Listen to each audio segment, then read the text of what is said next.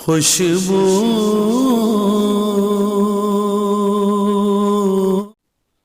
बिस्मिल्लाहिर्रहमानिर्रहीम। अस्सलातु वस्सलामु अलैका या रसूल अल्लाह व अला आलिका व अस्हाबिका या हबीब अल्लाह। मौजूद नाज़रीन व सामीन, अल्लाह रब्बुल इज़्ज़त ने मखलूक की हिदायत के लिए, इंसानों की हिदायत के लिए अपने नबियों को माबूस फरमाया, नबियों रसूलों को भेजा।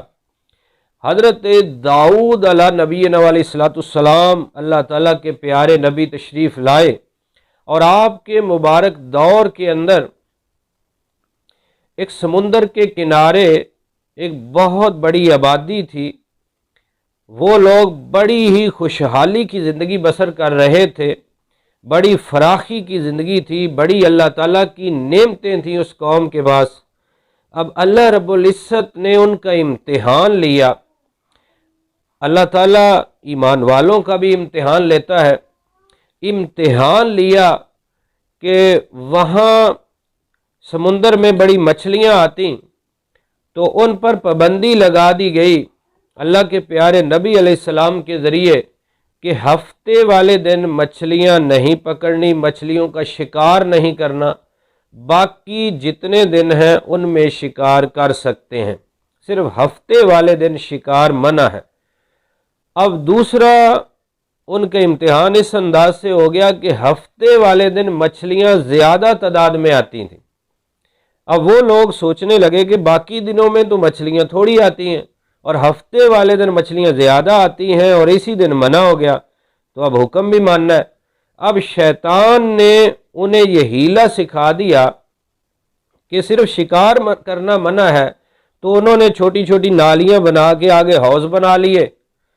वो हफ्ते वाले दिन उन नालियों के ज़रिए मछलियाँ जब हौज़ों में आ जाती, उन गढ़ों में भर जाती, तो पीछे से वो बंद कर देते और ये समझते कि हमने हफ्ते वाले दिन मछलियाँ नहीं पकड़ी, शिकार नहीं किया, बल्कि हम अगले दिन पकड़ लेंगे। और उस दिन वो इस अंदाज से मछलियों को अपने गढ़ों में उन हौज़ों के अंदर ले आते। हालांकि चीज़ तो वही थी, हीला तो गलत था कि जब उन्हें रोक लगा दी, शिकार तो हो गया, पकड़ी तो गई वो। तो अब वो अपने इम्तिहान में जब इस तरह फेल हुए शैतान के वसवसे से, शैतान के सिखाए हुए हीले से, तो अब उन लोगों में 3 गिरोह बन गए। एक गिरोह ने इस पर अमल भी किया और दूसरे लोगों को मना भी किया कि तुम गलत कर रहे हो, ये शैतानी काम है, अल्लाह का हुक्म मानो, अल्लाह के नबी का हुक्म मानो। जो दूसरे लोग थे वो कहते थे कि तुम बस अपने आप को संवारो, तुम ना करो, इन्हें तुम क्यों कहते हो, इन्हें अल्लाह को सख्त सज़ा देगा। और तीसरी किस्म के लोग वो कहते नहीं, हम जो कर रहे हैं हम सही कर रहे हैं, हमको हफ्ते को शिकार थोड़ी करते हैं, हम तो वैसे ही इनको गड़े बनाते हैं। तो अब अल्लाह ताला के नबी ने उन्हें समझाया, लेकिन ना माने तो उनके लिए दुआ कर दी कि इन पर अपना अज़ाब मुसल्लत फरमा। तो अब जो लोग इससे मना हो गए थे और लोगों को भी मना करते थे, उन लोगों ने उन लोगों को वैसे भी छोड़ दिया, दरमियान में बस्ती की एक दीवार कायम कर दी, उनको अलग कर दिया, उनसे बोलचाल बंद कर दी, लेना देना बंद कर दिया, मुकम्मल उनसे अलग हो गए। अब उन लोगों पर ये अजाब नाजिल हुआ कि वो 12,000 के लगभग लोग बंदर बन गए। जब वो कुछ दिनों से ना निकले घरों से, तो अल्लाह के नबी अलैहिस्सलाम ने फरमाया भी वो लोग किधर चले गए। तो दीवार पे चढ़कर जब देखा तो वो बंदर बन चुके थे। जब लोग उधर गए तो वो बंदर बनने वाले अपने अजीज़ों कार रिश्तेदारों को, दोस्तों को पहचानते थे, लेकिन जो सही लोग थे, अल्लाह वाले लोग थे, वो उनको नहीं पहचान सकते थे कि ये बंदा कौन है, ये कौन है। वो बंदर बनने वाले उनको पहचान रहे थे। अब 3 दिन तक ना वो कुछ खा पी सके, ना कुछ कर सके, बंदर बने रहे और उसके बाद सारे के सारे हलाक हो गए, ख़त्म हो गए। और जो उस आजमाइश में, इम्तिहान में पूरे उतरने वाले थे, वो महफूज व मामून रहे। और जो दूसरी किस्म के लोग थे जो कहते थे मना भी ना करो, अपने आप को संवारो, और उनके बारे में भी मुफस्सरीन का सही कौल है कि उनको भी अल्लाह ताला ने बचा लिया अजाब से, वो भी महफूज रह गए।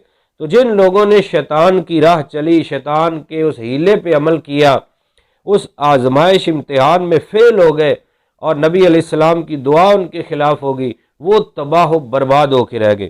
اس کا اجمالی ذکر تو سورۃ البقرہ پہلے پارے کے اندر بھی موجود ہے، اور اس کا تفصیلی ذکر سورۃ الاعراف کے اندر آیت نمبر 163 تا 166 موجود ہے۔